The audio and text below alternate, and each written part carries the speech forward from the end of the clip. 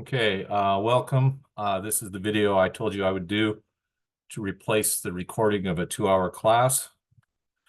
Hope you've enjoyed Motown Mondays. So I want to talk first really about the elements of fiction exercise that's coming up, that's due, I think, next week. So let me kind of look at the instructions real quick. I think you'd all benefit from watching this video. It kind of covers all the details also. And here's some definitions of the elements of fiction we'll be dealing with. So let's kind of look at these instructions first. And you have a choice of 2 stories, okay? A and P, or Jury of Her Peers. You can access each one of those. Here's the elements of fiction that you'll be dealing with. One thing I need to clear up that I forgot to do was, well, no, I did it. So in this plot, I want you to talk about each element of plot, and there's 5 of those, okay? There's exposition, rising action, climax, falling action, and resolution. So now what I've done for you is this. This is an example of what I want you to turn into me, okay? It doesn't have to be like an essay, okay? You can do each point by itself. You don't have to do them in this order. But what you'll be doing is you'll be doing them for either A and P or Jury of Her Peers. This one I use Story of an Hour because you've read the story, you've responded to it, we've talked about it. So we're going to use Story of an Hour as the basis for this, which I think a lot of the good information that I would lecture about with Story of an Hour actually appears in here, but I am going to talk about the story for a moment, okay? So you've kind of got a model here. You don't have to do explanation of the assignment. Just start here where it says example. And if you just kind of follow this. Now, depending on the story, you might have a lot more to say about conflict or a lot less. Same with antagonist, protagonist. So don't go by how long these entries are. Different stories, different elements are more prominent, okay? And I'm just going to let you make that call. So don't think that this is any guide to how long these entries should be, okay? It could be short, it could be, but I would read this over and you get a pretty good sense of what I'm looking for, okay? And then there's a place in content to submit this when it's done. So again, I would say that the video is going to be helpful to you.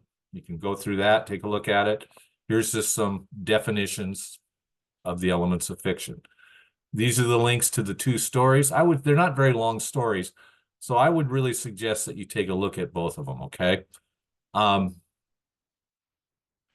So that's kind of what I wanted to talk about as far as elements of fiction. And if you have any questions, of course, yeah, this is due on the 12th. So if you have any questions about this, let me know.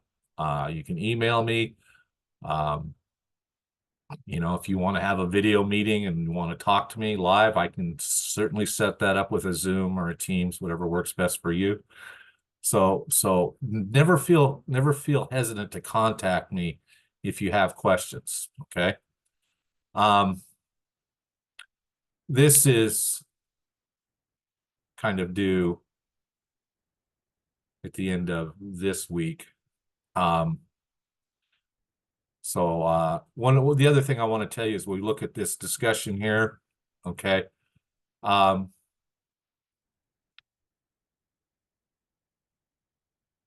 This is it's a pretty short story, but it's really different. Now, the higher the points on a discussion, the more I expect, okay? So just keep that in mind. You know, 20 point, basically, you give it a run, I'm good. But 30 points, a little bit more. 60 points, I'm looking for some depth here. And there's like 5 different things you need to respond to. This little part of the conversation down here I'd like you to engage in. So just keep in mind, if it's the higher the points, the higher my expectations. I think that's a fair way to look at it. I'm pretty liberal on these. Now, I will tell you one thing that's came up, and I don't want to deal with it with you guys. People have been turning AI discussions in, and they're very obvious when you turn an AI discussion in. You will receive a 0 for that, because I have several AI detectors. I usually use 3 of them. If it pops up to AI generated, then I'm going to assume it's AI generated. Don't do it. We've been dealing with it for the last year or so. We've all become pretty good at detecting it just when we read it, when we're going, nah, that's not student writing. Because I've seen student writing for 30 years, so I have a pretty good idea. So hopefully that lets you know what you need to do for that elements of fiction exercises. I think I have plenty of resources here to help you do a good job on this. So I'm going to leave that at that. Now, what I want to do is look at the 2 stories. I want to talk about Story of an Hour and Rose for Emily. And I'm just going to kind of talk about the big takeaways that we talked about in class. All right, so let me see if I can switch over here. Okay, so hopefully you read the reading strategies, elements of fiction. There's a little bit more there. These frequently asked questions. So, and you watched the overview or read the overview. So that's good enough. So I want to talk about Story of an Hour a little bit here. So real quick, Story of an Hour is written by Kate Chopin. She's wrote this in the 1890s. Some of her works that, if you're a reader, self-sponsored reader, I would recommend is one. There's another short story called Desiree's Baby that deals a lot with identity and race. There's another one called The Awakening, which is kind of similar to the Story of an Hour, is where a woman kind of realizes that she deserves satisfaction out of life in all aspects of life. And when she was writing this stuff in the 1800s, the late 1800s, women really didn't have many rights. So, people knew about her, but she really remained on the fringes of literature. She never was mainstream. And then in the 1970s, the women's movement came, and all of a sudden Chopin's this kind of rock star in literature, because she's talking about all this stuff back in the 1890s that the women during the women's movement, which changed everything. She became very popular and kind of a cornerstone to the literary aspect of that. So a couple of things I want to talk about in the Story of an Hour. And it's a very short story because it's called Story of an Hour. So this all takes place within an hour. So I'm going to pop this open real quick. I want to talk about exposition for a minute and some of these elements of fiction. So the very first part of this is okay, so when you think of exposition, you got to think of, is this information I need to know for the rest of the story to make sense? So it's kind of like with Rose for Emily, that first 2 pages is giving us a lot of background that, her dad died and she didn't want to get him buried. They had to come and haul him away. And also that what she meant to the town. And they call her a monument, a duty, a care, a hereditary care tradition, something like that. So she means something. She means something. She's a symbol to that. So, but that's why that first part's important, because it makes it clear that for some reason Emily is kind of important to the townspeople. So Story of an Hour, we know that she was afflicted with heart trouble, and everybody was kind of taking care that they didn't want to shock her because her husband died. And we could kind of look at heart trouble kind of in 2 ways. One, physically, she had a heart problem. But what do we associate the heart with? It's a symbol, right? Love, love, love. And she's got some issues with love. So she had some heart trouble according to this in her marriage, but she also physically had that. So you can look at it that way. So I'm going to cover a lot of ground here. This is just kind of the highlights that we talked about. So she finds out her husband's dead.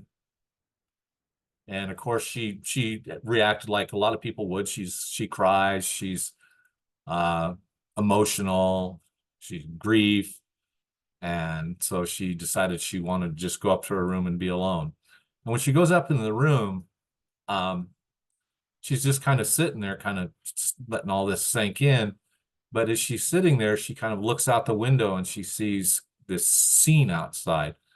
Um, and it was a distant song, countless sparrows, patches of blue sky, clouds that met. And so you get a kind of a sense of springtime here. And again, if we want to talk about it at a bit of a symbolic level, spring is new birth, new life, all that.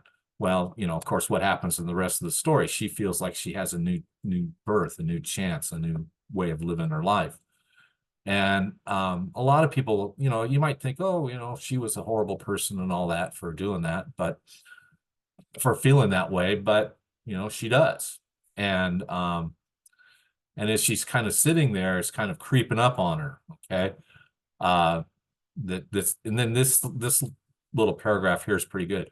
There was something coming to her. She was waiting for it fearfully. What was it? She didn't know. It's too subtle and elusive to name, but she felt it creeping out of the sky. Now her bosom rose and fell too much. And she's beginning to recognize this thing that was approaching her. And this thing is, well, maybe things are going to be better for me. Okay. Things are changing here. And this thing was coming to possess her. She was striving to beat it back with her will, as powerless as her two white, slender hands would have been. She abandoned herself to it, and she said, free, free, free. Now, to me, this is kind of the climax of the story. Okay. It's where she goes from this grief to going, here's some new possibilities that aren't too bad. Okay. So she says, free, free, free. Okay. And then she didn't stop to ask if this is kind of interesting because it ends with a joy that kills. I think she knows she shouldn't be feeling this way. She calls it a monstrous joy, which would not be good. But then she doesn't care. Okay. But a lot of people say, well, did she love Brantley or not? And well, I would say there's pretty good textual evidence that she didn't hate him. She knew that she would weep again. Okay. She knew she would weep again when she saw the kind, tender hands folded in death, the face that had never looked save with love upon her, fixed and gray and dead. So she knew, she would still be emotional. But she saw beyond the bitter moment, the years ahead of her that would belong to her absolutely. And she embraced that. Okay. So there's no one to live for. Now, you got to keep in mind what's a woman's place during this era. Pretty subservient, pretty peripheral, pretty not getting to make a lot of choices about her own life. And this is pretty general. Just to be honest, like I was born in 1958. When I grew up in Spokane, Washington, which is a pretty good city, good sized city. The neighborhood I grew up in, no mothers worked. Every mother stayed home. Every mother was a stay-at-home mom. In that whole neighborhood, all my friends, all the kids I hung out with. Well, that's really different now, but women just didn't work. I mean, if they did work, they were teachers or nurses or secretaries, basically. Not a lot of options for a woman back then, even in the late 50s, early part of the 60s, or in the 60s up until the 70s. Okay. So now she would live for herself. Now, this line I think is a really, really, really important line that kind of sums up the whole thing. Okay. I wish I'd have written this line. She says there'd be no powerful will bending hers in that blind persistence with which men and women believe they've got a right to impose a private will upon a fellow creature.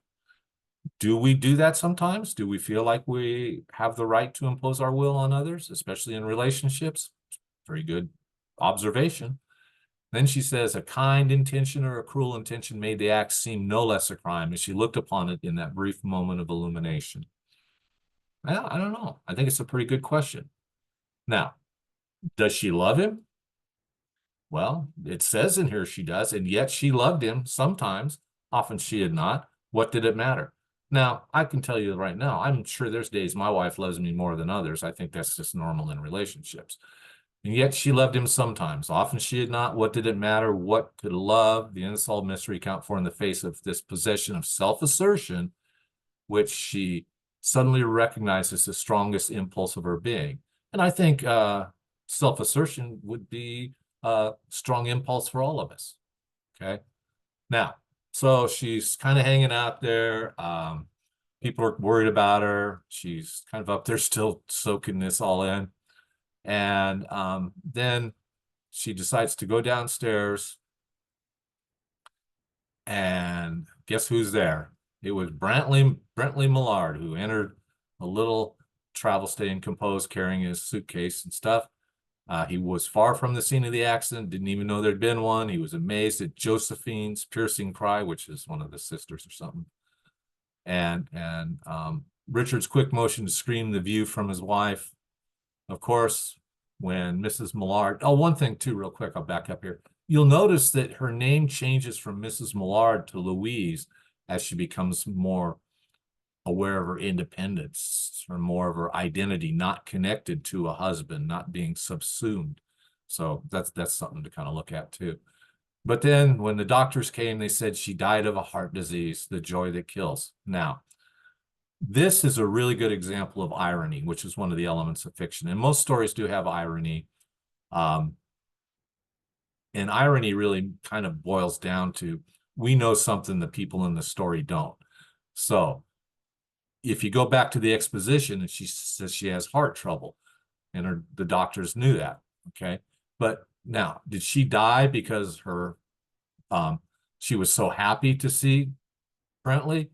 The joy that kills. She was just so happy to see her husband alive and well. It was just too much for her poor little heart.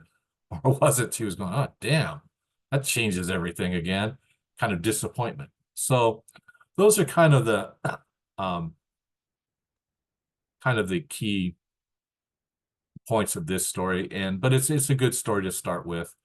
And we talked about a few of the elements of fiction. And you can read that sample to kind of get more in depth on that. Okay. So now I kind of want to switch stories here. And I want to go to Rose for Emily. And I'm not going to talk a lot about that. It's a big story. I will say that it was written by William Faulkner, who is kind of the greatest Southern writer. Wrote many great novels. The Sound and the Fury is one of them. And his topic is the South. And one of what he likes to focus on is this sort of decadence of the South, or the decay of the South. And that's why these kind of three words that I wanted you to look up are important. Okay. Antebellum refers to post-Civil War South. I mean, not post, I'm sorry, pre-Civil War South. Oh, I got that screwed up.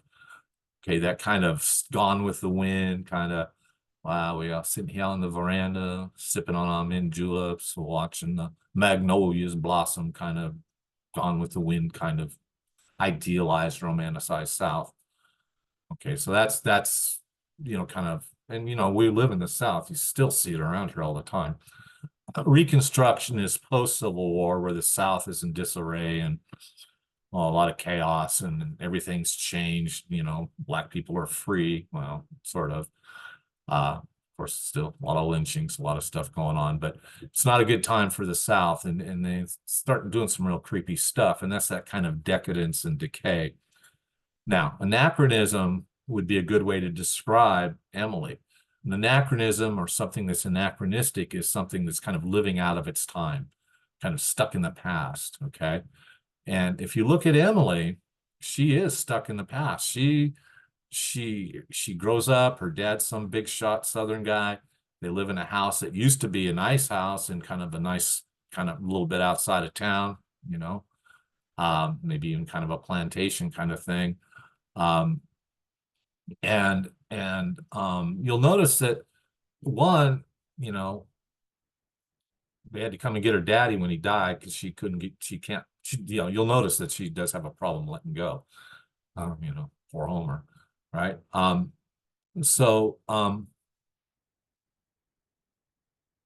they don't make her pay taxes, so she doesn't have to worry about losing her house or anything. She goes to the pharmacist and gets poison that he says, well, normally we don't sell this to people, but since it's you, Emily, her house stinks because there's a dead guy in it. People notice the stink, so they put some stuff around, you know, if they Febreze it or whatever they do to get the smell down. And this Homer guy comes up missing, and nobody checks that out. And so the townspeople are kind of complicit in this because they want her to still be this symbol, basically, of the past, of the antebellum, more better times kind of South. So they kind of what's the word? Enable her, you know, to get away with all this stuff.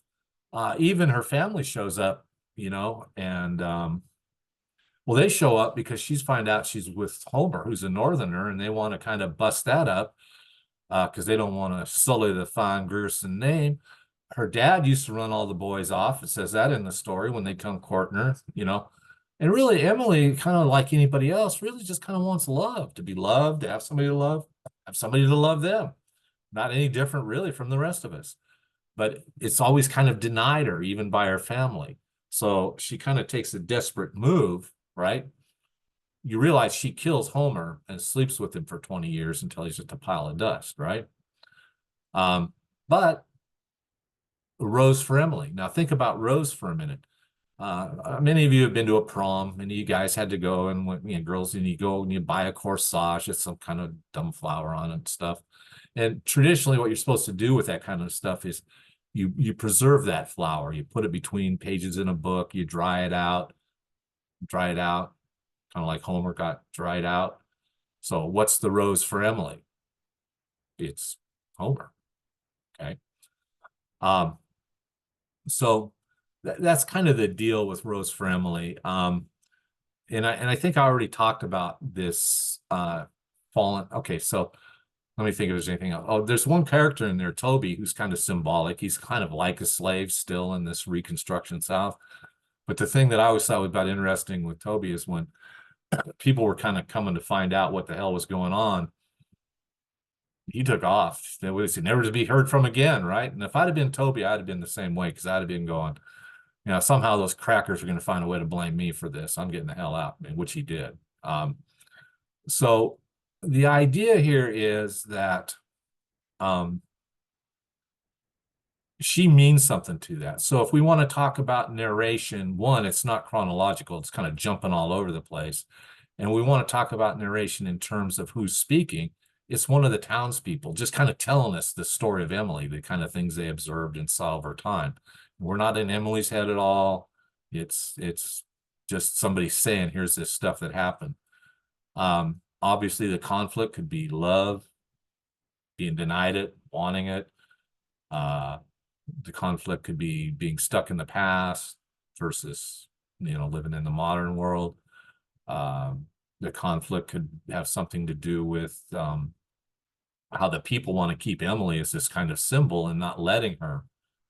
And you know, Emily is obviously the protagonist. So I would say the antagonist might even be the townspeople. Okay, just for a few things. So as we go through, we can kind of start thinking about stories in terms of what makes a story work. What are the parts of a story? So again, you know, this discussion, fallen monument, tradition, and duty. What do you think, you know, he means as part of that? And I think that kind of gives you an idea. So I sort of feel like I've covered things. And if you have any questions, you know, be sure and let me know, and I'll be posting this up in a little bit. I think I kind of got it set up for kind of kind of the things we need to know moving forward. So I'm going to kind of end this video here. And again, if you have any questions at all, please don't hesitate to let me know.